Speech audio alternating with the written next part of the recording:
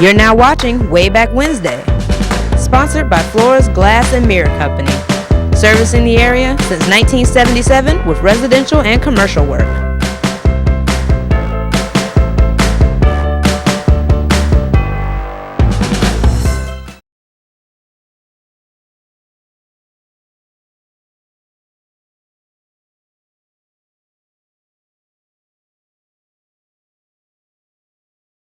Good evening, folks. Welcome to another episode of Wayback Wednesday. I'm your host, Randy Adcock. So glad you could join us tonight.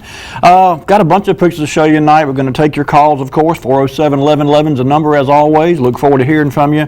And as usual, I want to first start off things with some thank yous. Over the last couple of weeks, I've had a few calls from folks who have really been instrumental and helpful in putting the show together. As you know, we really don't have a format for this show at all.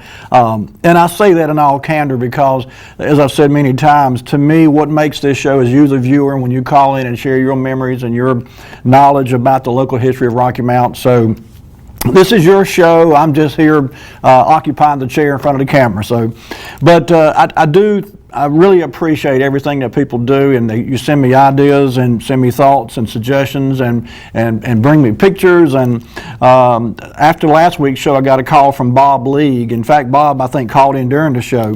And he actually worked for the city of Rocky Mount during the time. If you remember, we're talking about the Peachtree Street Bridge and trying to figure out when the Peachtree Street Bridge was built across Tar River there. And I think the guessing ran from mid-90s up to late 90s. As it turns out, Bob had a paperweight that was given away, I guess, as a souvenir during the time that the bridge grand opening took place. And on that paperweight, there's a date of December the 9th, 1997. So I got a picture I'll show you in a bit of the paperweight itself. It's nothing really fancy, but it does kind of cement a date and a time window for the completion, or grand opening, I should say. My assumption is it was completed sometime prior to that. But the actual opening up of the bridge, or traffic to go across there, looks like it was December 9th, 1997. So thanks, Bob, for that. And again, in a minute, we'll get to the picture. We'll show you the picture of the paperweight. And I also want to back up just a minute. You know, over the last couple of weeks, I have mentioned this Unity Cemetery cleanup project that's been underway. And I got to tell you, my heart has been warmed by the outpouring of support by this community. There were some 250 people that showed up last Saturday in a cold, cold morning. I was myself working, could not get there. I do plan to be at future events. But this was just a marvelous community effort. They cut down trees and cut down bushes, and they found graves. I've heard some wonderful stories about people coming from out of the city, driving. One man worked all night long and didn't get up. He never went to bed after he got off work from working all night long. He went out there and helped clean the cemetery. But there was families who went out there looking for the graves of their ancestors. There was a family looking for the grave of their long-lost daughter who died in infancy, I think. But it's a great, great project. And my understanding is they're going to keep this thing going the second Saturday of every month until the cemetery is completely cleaned up, or until the city of Rocky Mount takes it over. If that happens, you may have seen some notice in the paper, some articles. There's a push to get the city to take the cemetery over. This is such a large undertaking. It's some 15 acres or better. And it's over the years, it's gotten grown up. And these folks these volunteers are doing a great job. And I tip my hat to everyone who's been a part of it. As I said, I plan to be out there at the next one. But to get it clean is one thing. To keep it that way is something else entirely. And it really does need the resources of a city municipality to go in there and keep that cemetery up to date. But it's just, there's a lot of history in there. We have some military war veterans buried out there, certainly community leaders, sports figures buried out there. So there's just a lot of Rocky Mount history buried in that cemetery, and it's a shame that it's gotten grown up as it has. But anyway, I tip my hat to the people who went out this past Saturday morning in the cold of the morning and worked in frankly what had to be a somewhat uncomfortable environment, to say the least. But anyway, I tip my hat to you. Also got a call last week after the show from Larry Herring over in Brattleboro, and Larry said he had mentioned a restaurant that he remembered to a couple of folks, and they said, never heard of it, don't remember it, you must be mistaken. And so anyway, he put me on a trail of trying to find out something about this restaurant he remembered, and I immediately called someone I knew would certainly go after it with all vim and vigor. I called my buddy Eric Dawson and put Eric on it, and within a day Eric came back and had some articles that he had found with Tracy Thompson at the city library. The restaurant was known as Fast Brothers Seafood House. Well, Fish House, actually I think was the technical name, Fast Brothers Fish House. I don't have a picture of it. Some of you may remember Canton Station. Canton Station actually took over the space where Fast Brothers Fish Restaurant was. And from what I've been able to gather from the information that Eric brought me, and he and Tracy Thompson at the public library did a fair amount of research into this restaurant. We did get some, I'll show you, I'll let Lee zoom in here in a minute and show you a couple ads that we found that appeared in the paper. But it looks like the restaurant, we know it was financed by Home Savings and Loan. There was some $450,000 in loans, in fact, put out by the Home Savings and Finance to bring the restaurant here and get it operational. It was a 7,000 square foot facility. And it was a chain. There were other restaurants in Norfolk, Virginia and different parts of the country. But anyway, it was across the highway from where Gardner's Barbecue is now. There's a furniture fair there, I think. So some of you may remember when that was Canton Station. Some of you may remember when it was Fast Brothers. I did not. I did not remember ever eating there. But it opened up sometime in 1973. And it looked like it was only open for a couple years, because in 1975 there was an article in the paper that said Canton Station was going to be opening up in the old spot previously occupied by Fast Brothers Fish House. So anyway, I do have one picture that's not a picture of the building, and it's really not a very good quality picture. And it says Fast Brothers Fish House had its grand opening on US 301 Bypass North Monday, and this is dated October the 2nd, 1973. So it opened up in October of 73, and it said, shown left to right, the grand opening, along with and it's got a huge, it's a shame this picture is not very good at all, but they're holding this huge lobster. But it says, along with the crustaceans in the friend of the deep are Tom Salide, president of Salide Construction Systems of Raleigh, which built the building. Norman Hardy, president of the International Seafood Industries, which developed the chain of family-style seafood houses, and Rocky Mount Mayor John T. Menzies. The local fish house is the 24th of 27 to be completed by the end of the year. So in 1973, Fast Brothers Fish House was booming all over the country, certainly up and down the East Coast, and of course they built one here in Rocky Mount. And like I said, Lee, I'm going to let you zoom in on this. It's hard to see. I don't know. You can see, there you go, the gentleman here well, over here. Let me hope I'll go down. We'll get it. There you go. There you go. On this side of the picture, I'm sorry, this side over here is the mayor. All right, this is all, here you go. There's the mayor right there. And then the other two gentlemen, one is who in charge of the construction of the seafood building itself, the restaurant itself, and the other was a representative from the seafood industry. Hold your camera right there, Lee. This is actually an ad that appeared in the paper, Fast Brothers Fish House, family-style seafood restaurant, Highway 301 North. They were hiring, all positions available for cooks, waitresses, busboys, hostesses, dishwashers, and porters. And Mr. Mack was the contact person.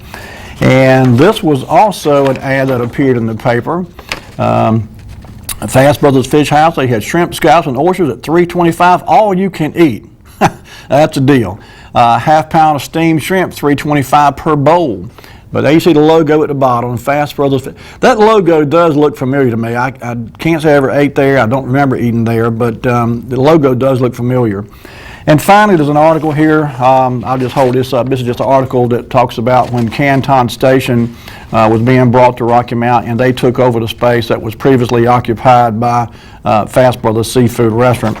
And so anyway, thank you, Eric, for running this information down and taking your time to go out to the library and get with Tracy Thompson. I'm going to tell you, if you want to know something about old buildings, old businesses, if you can get to the public library and get up to the second floor and talk with Tracy Thompson, she is just an absolute font of knowledge, and what she doesn't know, she knows how to find. So I've gone to her myself on numerous occasions, and Eric does too, so we love her to death. She's a great asset to Rocky Mountain, certainly to the public library.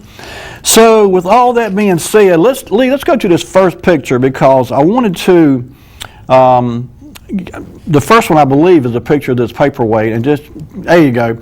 It's a neat logo. If you look at it there, you're looking as if you were standing there on the opposite side of the river, looking east down, of course, Falls Road to your left and Peach to your right.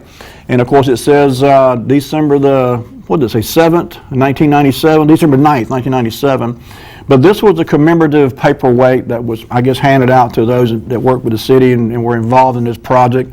I think I remember Bob saying it was some 30 years in development to get that bridge designed, engineered, and okayed and approved to build across the river there. And so anyway, it had only been in place for a couple of years when Hurricane Floyd came through in '99, and my recollection is it was damaged in some way. I don't think it certainly wasn't destroyed, obviously, but I remember there being some damage onto the bridge. So anyway, that kind of cements that as far as the time frame when the bridge over Peachtree Bridge over Tar River was put into use. While I was preparing for tonight's show and doing some research, I stumbled across some pictures that just caught my eye. Maybe it was coincidence, maybe it was a little voice in the back of my head, but they caught my attention. I put them in to tonight's grouping of pictures. Number one, I like the pictures. They're old pictures that said something to me personally, but more importantly, we are in Black History Month here, and so these next series of pictures, before we get into that, let's go to the next picture, Lee, because this kind of segues right into what I was going to tell you about. This is just a partial part of the line of people that were lining up at 9 o'clock Saturday morning to go be a part of this Unity Cemetery cleanup. As I said, it was just a really, really great cause, and they did a wonderful job. I've seen some wonderful pictures and heard some wonderful stories. But on a cold Saturday morning in February, these folks got out there on their own time, expecting nothing in return, I might add. They just got up, got dressed warmly, and went out there and helped clean up this cemetery. It's a great, great cause. So if you can get out there, my understanding is on the second Saturday of each month going forward, they're going to try to do this again. There's 15 acres or more to clean up out there, so it's a long time project. It'll be going on for some time, I'm sure. Okay, now Lee, let's go to the next picture. As I said, these next two or three I just stumbled across purely by accident. Some of you may recognize this gentleman here, one of the great, great baseball players of all time, played for the Negro League, Mr. Buck Leonard. We have a street name for him here in Rocky Mount, obviously, but he was as good a ball player as there ever was, born right here in Rocky Mount. True hometown sports star there, Mr. Buck Leonard. Okay, Lee, let's go to the next picture then. And we've shown this picture before. A lot of you recognize this gentleman. This is Mr. Earl Hyman. You may recognize him from the Bill Cosby TV show a few years ago. He played Bill Cosby's father. But his name is Earl Hyman, and he's born in Rocky Mount. I won't say raised here. I think he left at a young age, but was certainly born in Rocky Mount. And another hometown fella who done well for himself, no doubt. Okay, Lee, let's go to the next one then. A few weeks ago, we showed a picture of Phil Ford when he was signing to go to North Carolina UNC. And this picture caught my eye today for two reasons. Number one, by this time, obviously, he was at Carolina playing a starting point guard there. And if you notice his left hand up in the air, he's got his thumb bent forward across his palm. He's holding up four fingers.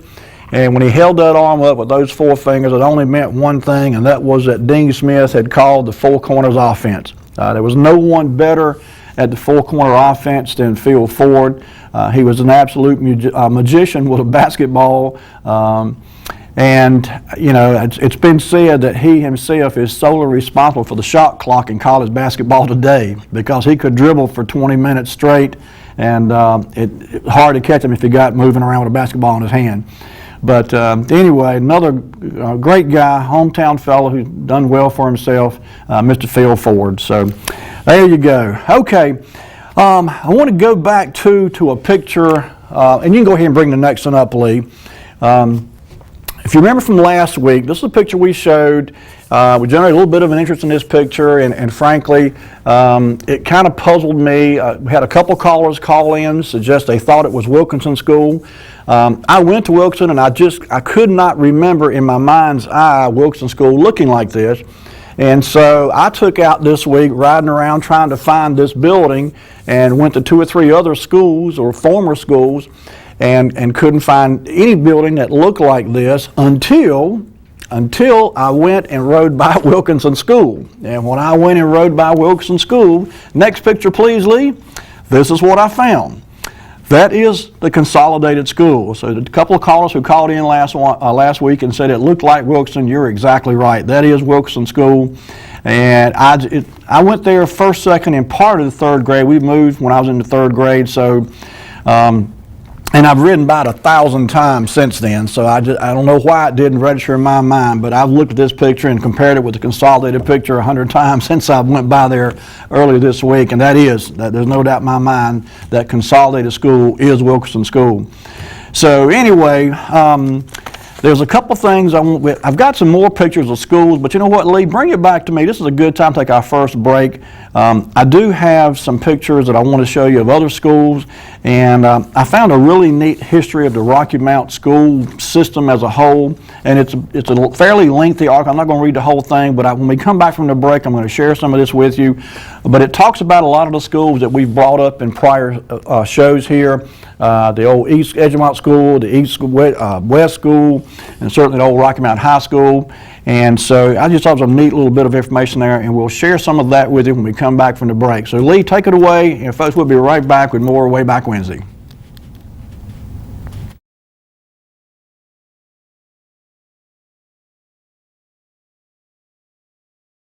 You're now watching Wayback Wednesday, sponsored by Flora's Glass and Mirror Company, servicing the area since 1977 with residential and commercial work.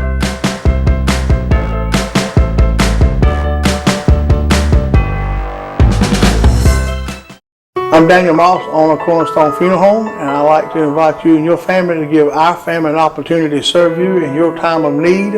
And we offer a full line of funeral services, everything from visitations to graveside services to cremations on site with a live crematory, as well as a banquet hall to meet the catering needs of our families that we serve. We offer catering service. We offer refreshments prior to visitations and services of our family. And we want to invite you to come and experience the difference here at Cornerstone Funeral Home.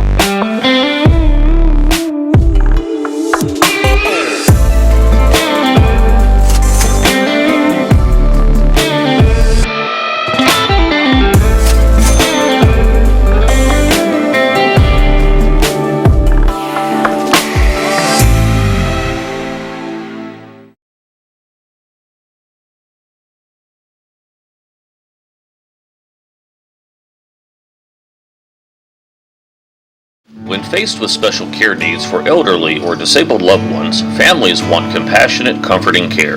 That's Tender Touch Home Care Services' goal, providing the level of care we would expect for our own. With over 10 years of home care excellence, Tender Touch provides an array of services that keeps your loved one at home. From personal care, light housekeeping, errands, and meal preparation, to our private duty care program, which combines all of our home care offerings in one package. Tender Touch Home Care Services, where your needs are our concern. We're in our 18th year of practice at the Hammer Chiropractic Center, and we've seen over 15,000 different people in the Rocky Mount area. 40% of headaches actually come from a neck problem. Many patients come in taking multiple aspirin, over-the-counter medications and such a day, and we can get you to stop doing that and actually fix the problem so the headaches don't rise anymore. A lot of people think chiropractic hurts. It does not. Most of the people come in and they feel great when they leave. You're now watching Wayback Wednesday, sponsored by Flora's Glass and Mirror Company, Servicing the area since 1977 with residential and commercial work.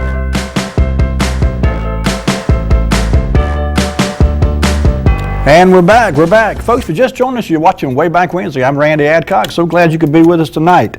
We've got a bunch of pictures to show you. We're going to get to those in just a minute. Before we do, as I mentioned before the break, I stumbled across an article that really had some good information about it. If you watch the show week in, week out, you know we've talked about the various schools around Rocky Mount that have come and gone over the years, and those that have been burned down, destroyed by one means or another, and rebuilt, or new schools built in their place. But this is a neat article, and I'm not going to read the whole thing because it's about 4 or 5 pages long, but there's a couple things that just jumped out at me I just wanted to share with you tonight. And it's talking about, says, for most people know that Rocky Mount High School at its present site, and this is talking about the high school over on Tillery Street, not the new Rocky Mount High School. This article is probably 4 or 5 years old, maybe longer. But it says, most folks realize that the Rocky Mount High School at its present location opened its doors in 1953. Most know, too, that it was in 1969 when the Booker T. Washington High School closed its doors, making the Rocky Mount High School the only Rocky Mount High School. Few, however, realize that the Rocky Mount High School of today, and again, it's talking about the old Rocky Mount Senior High on Tillery Street, today dates all the way back to the beginning of the last century. And although the buildings have changed, the school's character and identity was already set when the name of the building in which Rocky Mount High School was housed had other names like Lincoln and Edgemont.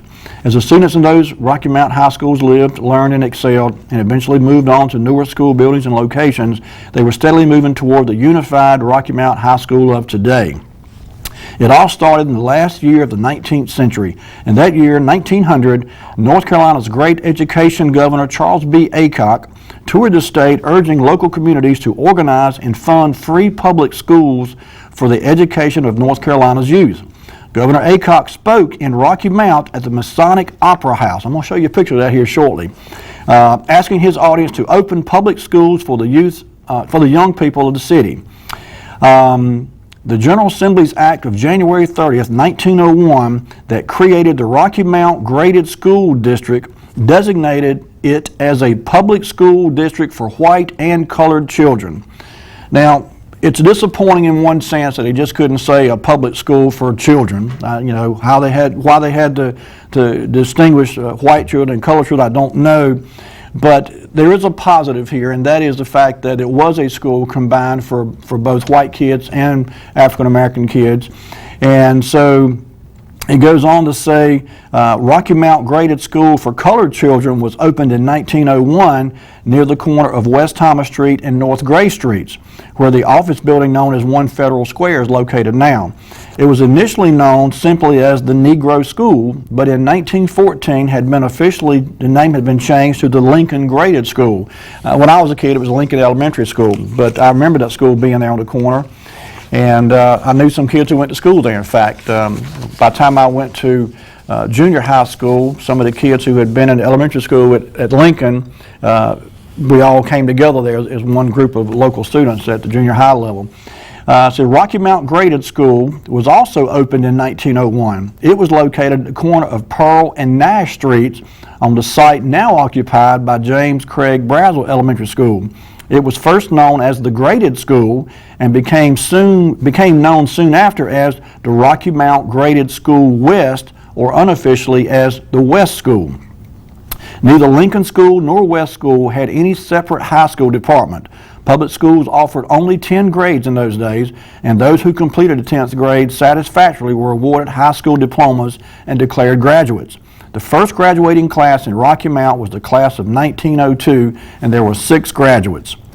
So there's a whole lot more to this article, and like I said, I didn't want to read the whole thing, but it kind of gives a little bit of insight into the history of the Rocky Mount school system and how far we've come over the last 120 years or so. So anyway, Lee, let's go ahead and jump back into our pictures.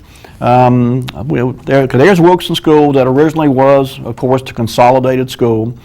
In this next picture here, this is actually, some of you may recognize yourself or someone you know here. This is from the 1950-1951 second grade class. The teacher was Miss Hamlet, and she was at the Edgemont School, which in later years became Fannie Gorham School, and of course today is the Rocky Mount Judicial Center. But this was from 1950-51 school year. Miss Hamlet was the teacher's name, and I'm guessing that's her on the very back row. I don't see anyone else that looks old enough to be a teacher, though frankly, that tallest one in the back row looks awfully young to me too, so I'm not even sure that was a teacher. But this is from the 1950-51 school year in the second grade at that time what was referred to as Edgemont School, again later changed the name to Gorham School. Okay, so Lee, this next picture is of course the picture of the school today. So let's go ahead to this next one. And there's the building, the Rocky Mount Judicial Center. As I said, it was formerly, last name as a school was Fannie C. Gorham School. And I ran across a nice article too about Fannie Gorham here. And I'll read this, it's fairly short here. In the years just prior to our country's entry into World War I, a new school building appeared on Cokie Road in the residential section known as Edgemont. Elementary students occupied the first floor of the Edgemont graded school. The high school department, formerly housed at East School on Raleigh Street, occupied the second floor. Above the arched stone entrance was a bas relief of the Great Seal of the state of North Carolina. After the first year, the elementary students were removed to East School, and the Rocky Mount High School took over the entire Edgemont building. In 1927, upon completion of the large brick addition, East School was renamed Rocky Mount High School, and the Edgemont and East Schools students exchanged buildings. In 1940, at a cost of $21,694, shared by Edgecombe County and the federal government, an auditorium was connected to the southern end of the Edgemont School by an enclosed corridor. Used by the local rationing board during World War II, the auditorium enhanced the usefulness of the school plant for both the school and the community. Students of the 1940s and 50s will remember the auditorium echoing with the refrains of Battle Hymn of the Republic, Dixie, and Onward Christian Soldiers. In the spring of 1953, Edgemont School was renamed Fannie W. Gorham School to honor its beloved principal. 2 years later, on the occasion of Miss Gorham's her retirement, the PTA presented two special gifts to the school. One of these was a lovely oil painting of Miss Fannie, which was placed on the front wall of the auditorium. The second gift was a bronze plaque placed at the right of the front entrance and inscribed with these words: Fannie W. Gorham School, named in honor of Fannie Whitfield Gorham, principal from 1917 to 1955. She opened her mouth with wisdom, and in her tongue is the law of kindness. Proverbs 31:26. But anyway, I never knew that about Miss Fannie Gorham, but well-respected lady, obviously, and great honor bestowed upon her there with what was done at that school. Okay, Lee, let's go ahead to the next picture. This next picture is actually one that some of you will recognize too. Oh, right there, that's James Craig Brazel School. And, we got a call. Let's get this call. Hello, caller, you on the air? All right, the picture that you were just showing over there of Edgemont School, that stone wall that is around the Cokie Road side of that building did not come into existence until probably sometime in the 20s. That building was built about 1914, and there's, I think, a good picture of it in an old, either that Bugs Barringer book or the 1920 or 1923 High-Knocker when Kay Kaiser was a student at that high school. That brick wall, that stone wall, not brick wall, but that rock wall around the Cokie Road side of it, it was not there until some years later after that school building was built. I got you. I think I've seen the picture you're talking about in one of the books I've got, actually. I'll see if I can dig that up, maybe bring it in for the next show. But, yep, I know what you're talking about. All right, buddy, thank you. I don't know what year it was, but it was some years after that school came into existence and was used for a few number of years before that stone wall got put there. I guess there was an erosion problem. The way the topography and the fall of the land was on the Cokie Road side of the building probably washed a lot of soil and heavy rains down into the street there on Cokie Road, and that's what prompted that wall to get erected. Very likely. All right, buddy. All right. Thank you. All right, we'll see you. Okay. All right, Lee, so let's go to the next picture then. This next picture I found interesting too. This is one I just kind of stumbled across recently, again in honor of Black History Month. This is Booker T. Washington High School here. I don't have, and I looked, I kind of found this later today as I was getting ready for the night show and kind of threw it in there because I was kind of on the topic of schools around Rocky Mount, and so I didn't get a chance to do very much digging, and I'll try to do some more, see what I can find out about the Booker T. Washington School. Other than the fact I know it did close in 1969, of course it's presently the location where OIC is headquartered here in Rocky Mount. But for many years, a lot of students went through this school, and I have some very fond memories as a child standing on the street at Christmas time watching the Christmas parade come down the street in Rocky Mount, and it was always a treat when the Booker T. Washington High School marching band came through. They're a really talented group of kids, and Rocky Mount Senior High was too, but just I always loved the marching band, and those two local bands did a great job. All right, Lee, let's go to the next picture then. And this is actually, there you go, there's a more modern picture. I'm not sure when this was taken. I actually stumbled across this today as well. And so obviously it's a much more recent picture. The school has been overhauled and remodeled, I think a couple of times over the last several years after OIC took possession of it. But anyway, again, the old Booker T. Washington Senior High School over on Virginia Street in Rocky Mount. All right, let's go to the next picture then, Lee. This next one is actually, we were talking about the old Rocky Mount High School a few minutes ago, and this picture, is it coming up, Lee? There we go. And yeah, this was, of course, later years was the R.M. Wilson Junior High School after it was no longer the Rocky Mount High School, and currently it is a senior housing center. There are apartments over there, people living in this building now. But anyway, I looked today to try to find a recent picture, and I found a couple just by doing a Google road, not survey, but Google Maps, and you can pull up a street view, I should say, of the area. So I did a Google Street View search of Marigold Street, and I actually found a very similar image more recent of this building. So Lee, let's go to the very next picture then. And this is actually, there you go. This is taken kind of as you're headed east on Marigold Street. The building's on there on your left, of course. And then Lee, let's go ahead and go to the very next picture because the next one's actually a little bit better view of the same building. There you go. And you know, I only went to this school 1 year, as I said, back when I was going through junior high and high school. All the kids in Rocky Mount of the same age went to Parker Junior High, unless they went to the academy. But if you didn't go to the academy and you went to public schools, you went to 7th grade at Parker, J.W. Parker.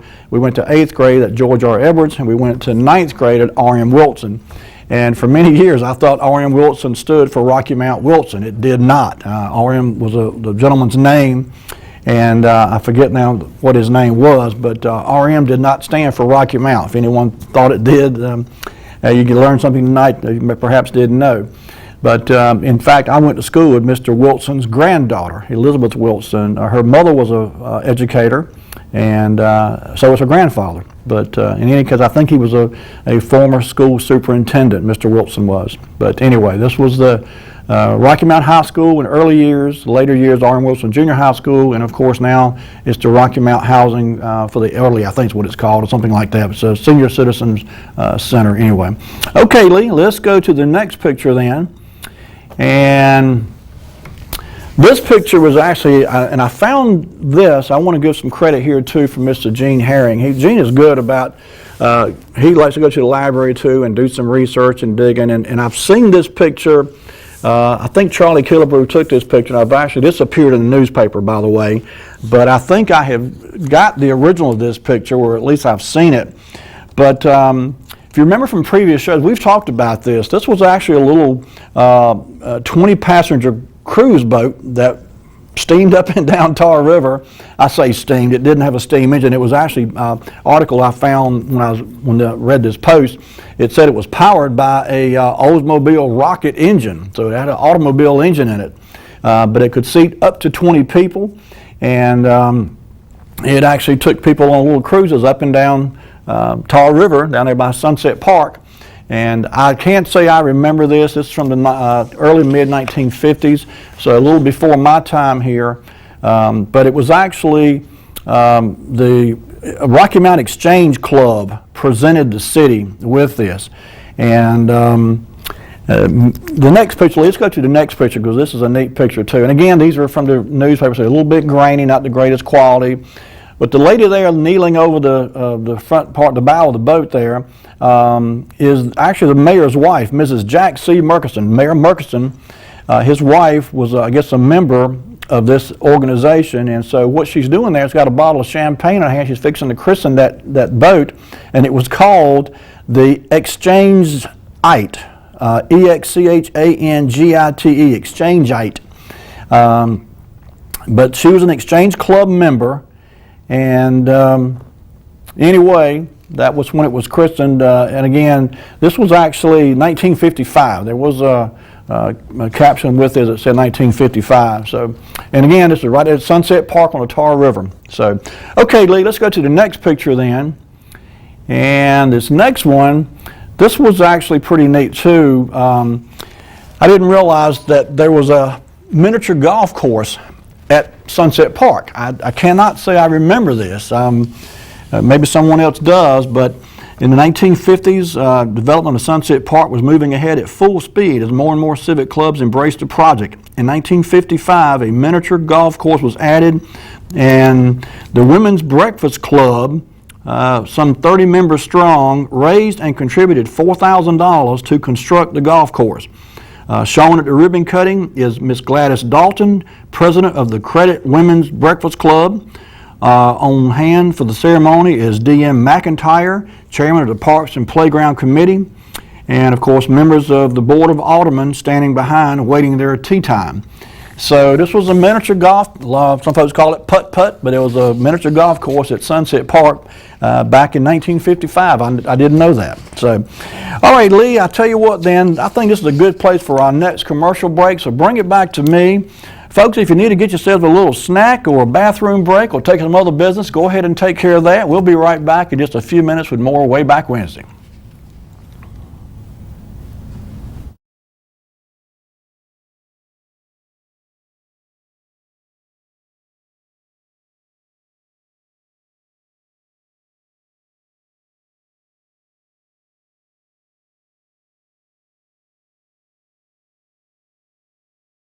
You're now watching Wayback Wednesday, sponsored by Flores Glass and Mirror Company, servicing the area since 1977 with residential and commercial work.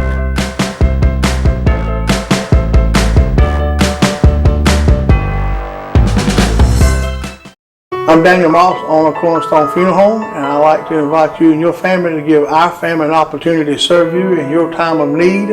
And we offer a full line of funeral services, everything from visitations to graveside services to cremations on site with a live crematory, as well as a banquet hall to meet the catering needs of our families that we serve. We offer catering service. We offer refreshments prior to visitations and services of our family. And we want to invite you to come and experience the difference here at Cornerstone Funeral Home.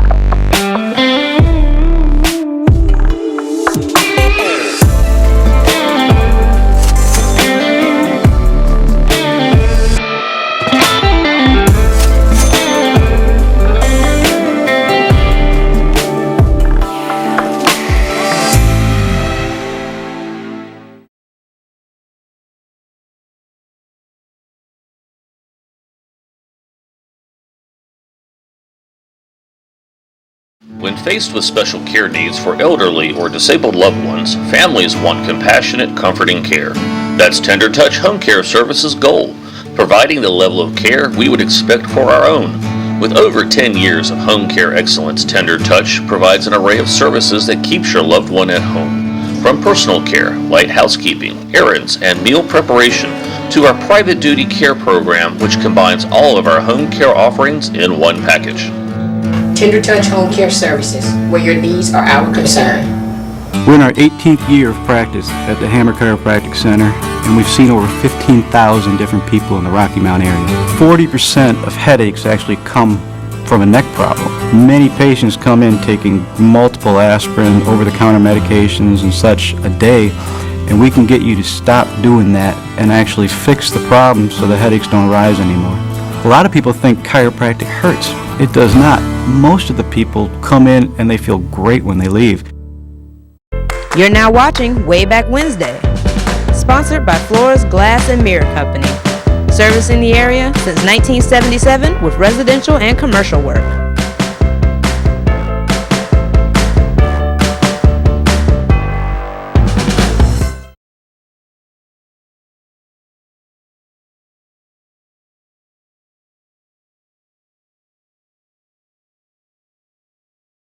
We're back. Folks, if you're just tuning in, you're watching Wayback Wednesday. I'm your host, Randy Adcox. We're looking at some old pictures of Rocky Mount, going back in time, 40, 50, 60, 70 years or so, and having a good time looking at these old pictures. You know, I realized after we went to break, there was actually one more picture in this segment. We were talking about the miniature golf course out at Sunset Park back in the 1950s. Not exactly sure where that was. Maybe someone remembers. If you do, give us a call, 407-1111. But I do have a picture of that golf course, and I meant to show that before the break and didn't realize we didn't do that. So Lee, let's go ahead and take that next picture and bring it up on the screen there. There you go. And again, these are kind of grainy. These are taken from the Rocky Mount Telegram. And my guess is there's probably the originals of these pictures are either in the Charlie Killebrew collection or the Bugs Behringer collection, and so I will do some digging and see if I can find the originals. As I said earlier, I had not seen, did not remember there being a putt-putt course or a miniature golf course at Sunset Park. So I'm really not sure where it was, unless it was somewhere in the vicinity, maybe over there of the train. I don't know. If anyone does remember there being a putt-putt or miniature golf course and its location, give us a call. 407-1111 is the number. And until then, we'll just go ahead and move on to the next picture, Lee. And this next picture, again, this is not a great picture either. Some of you may remember this. This is on the corner there of Sunset Avenue and Forest Hill Avenue. And to your left of this building is the old Inglewood supermarket, ran by Mr. Bobby Mears and his wife Janie. You know, this, of course, today is where the CVS drugstore is. But as a child, I had many fond memories of going in many of these buildings here. Oh, we got a call. Let's get this caller. Hello, caller. You on the air? Yeah, the putt-putt. It was right there beside where the train ran at Sunset Park. I figured it must be, but I can't remember. It must didn't stay there very long. No, I don't think it was. But yeah, I remember it as a kid being over there. I never got on it. I was too young. Okay. All right. Thank you. Oh, good. All right. Bye-bye. Good night. Okay. Yeah. Another call. Let's get this call. Hello, caller. You on the air? Randy, Bob League. Hey, Bob. How you doing, buddy? Doing well. The putt-putt, well, it wasn't official putt-putt, but the miniature golf was at Sunset Park near the train track, and it was down the slope from the swimming pool area. Okay. Pretty much parallel the River Drive. I see. And I know it was there in the 50s, but I think it was in existence up into the mid-70s for sure. Really? Well, I don't know why I don't remember that, because I spent hours at that pool down there, especially when I was a teenager. I mean, and in the 70s, I'd have been around that a lot of times, but I declare I just can't place it. Maybe I went and just forgot it, but anyway. Around the corner to the official putt-putt over on Sunset. Yes, yeah, I played putt-putt over there. I remember that place over there behind the Cardinal Theater. Yeah, sure did. Okay, buddy, thank you. You're welcome. All righty. All right then. Okay, Lee. So anyway, this picture here is Inglewood Shopping Center. Bobby Mears store was there to the left. The Inglewood Barbershop was there in the corner. Oh shoot, there was Marie's House of Beauty. Lady did hair for many, many years there. We got another call. Let's get this call. Hello, caller. You on the air? All right, that store, that place right there where Inglewood, where Bobby Mills' store was. That little L-shaped shopping center was built right after the war ended in 1945, around 1946, and his daddy, Joe Mills, was who built that place. Yeah, he had a good business there for a number of years. I know that. That's right. And Bobby Mills had a younger brother named Danny that was in my class of 1962, and their father was Joe Mills. Okay.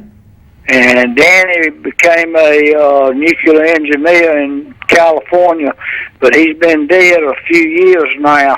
But his daddy, Joe Mills, was who built that little shopping center in the late 40s after the war ended, about the time me and his brother Danny Mills, Bobby's brother Danny, were born. We were born in the mid-40s. That's when that place came into existence. Gotcha. All right. All right, buddy. Thank you. Okay. Yeah, I remember very well going in and out of many of these stores along here. There was a bank there on the right-hand side. I've got a picture of some Planters banks. It was Planters Bank for a while. In later years, it was, I think, First Union. You know, Bobby Mears got robbed. A fella came in there with a gun and held him up, and Bobby was shot, in fact. Some of you may remember this. The story that I was told later was that Bobby had a money bag there behind the counter, and the guy demanded a money bag, and Bobby got the money bag. I don't know if he went to hit the guy with it or throw it at him or whatever, but the gun went off, and Bobby was shot. We got a call. Let's get this call. Hello, caller. You're on the air. Randy, that building you're showing right now, down on that far left, that was the original Inglewood Lunch Bar. Yeah. Back in the, let's see, what is it, about 51.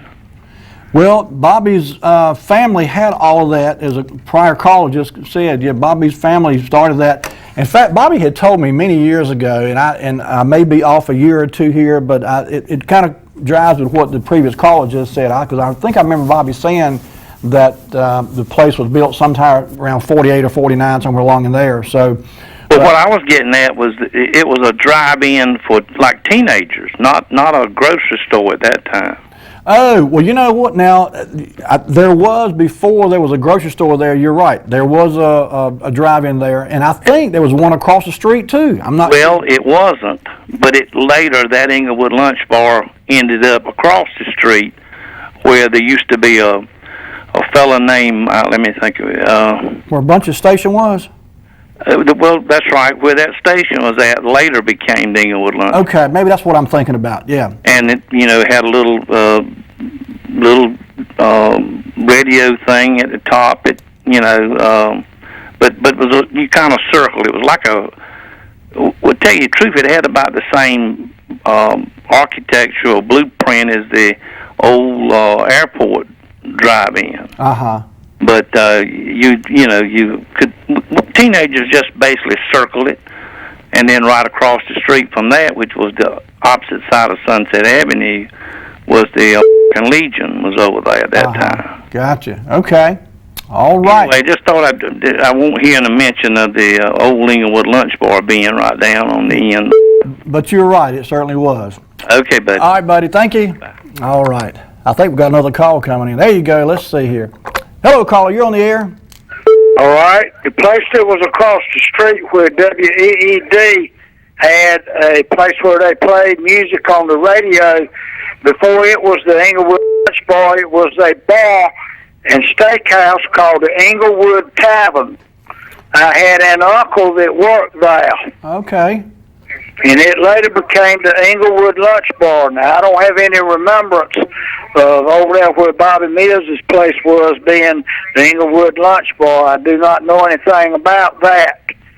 But, yeah, I think it was. It may have moved. The place over there across the street where WEED later played music in what they call the Platter Perch. It sold beer, and it was a kind of a steakhouse where you could go in and sit down and eat. To start with, was not a drive-in. Okay. That was in the 40s. I see. Okay. All right. Thank you, buddy. We'll see you. Okay. All right, I think we had another caller calling in. Caller, if you want to call back, we'll take your call now. We just had 2 or 3 calls back to back there. But anyway, yeah, this was, there we go. Here's our caller. Okay, caller, you're on the air. Go ahead. Yeah, one of those buildings down there, they used to call it the High Top, the Goodie Shop. I don't know where it was labeled, where it was located at, but I remember it well because we used to ride from there to Dairy Bar, back and forth. Mm-hmm. And that's where all the young folks kind of hung out at, you know. Yeah. But I do know it was called the High Top, the Goodie Shop. So there was a goodie shop somewhere on Edgecombe County side too, was there not? Or am I thinking of something else? The only thing I remember was the Dairy Bar. Okay, maybe I'm thinking about that then. Okay, all right. All right. Appreciate it. Okay. All right, so Lee, let's go ahead. We're kind of running out of time. We probably won't get to all these, but that's okay. Go ahead to the next one. This was the bank on the end of the corner there, the same shopping center. It was originally Planters Bank. All right, here was a caller. Hello, caller. You on the air? Hey, Randy. Hey, Harold. How you doing, buddy? I'm fine. As usual, Eric is right on top of it.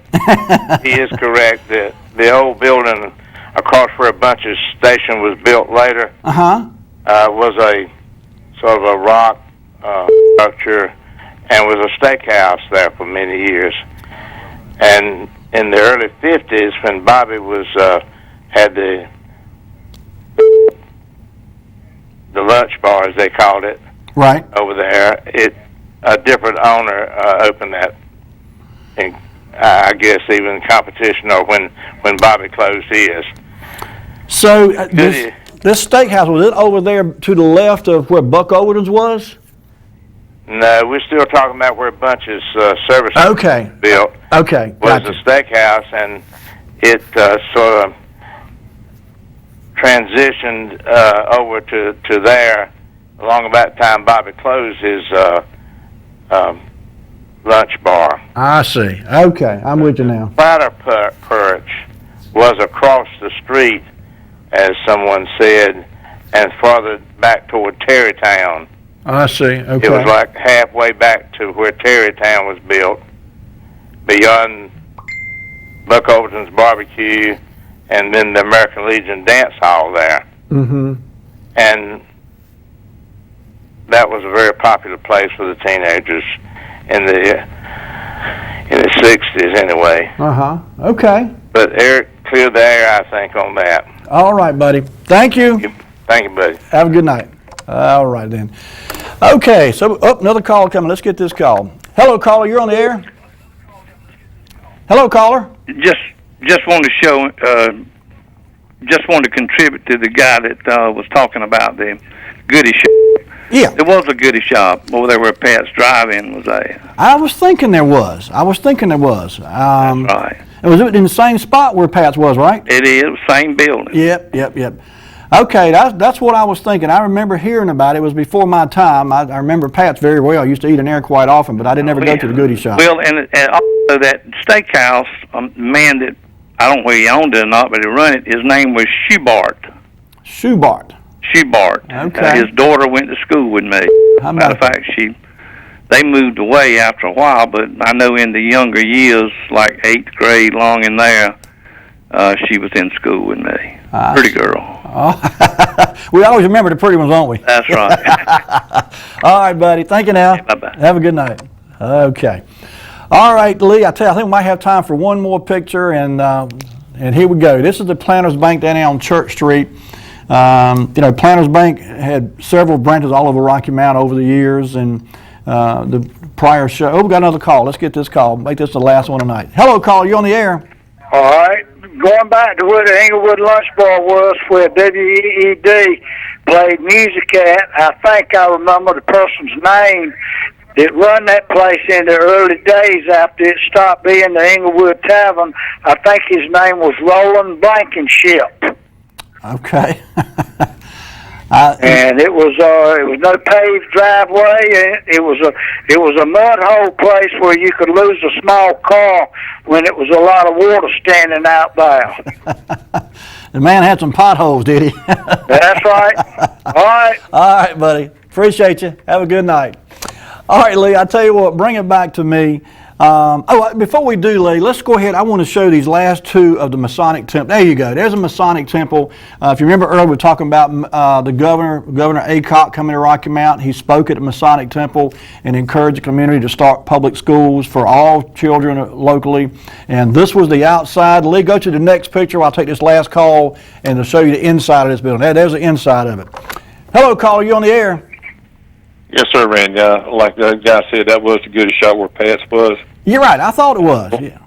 I was going to let you know that Pat Easel passed away probably about 2 or 3 weeks ago. Yeah, I was sad to hear that. I knew Pat and had a many good pizza burger over there, and I was sad to hear he passed away. But I had heard that. I sure had. Yes, sir. I don't know if anybody really knew it. Okay, Randy. Have a good night. Thank you. Now you too.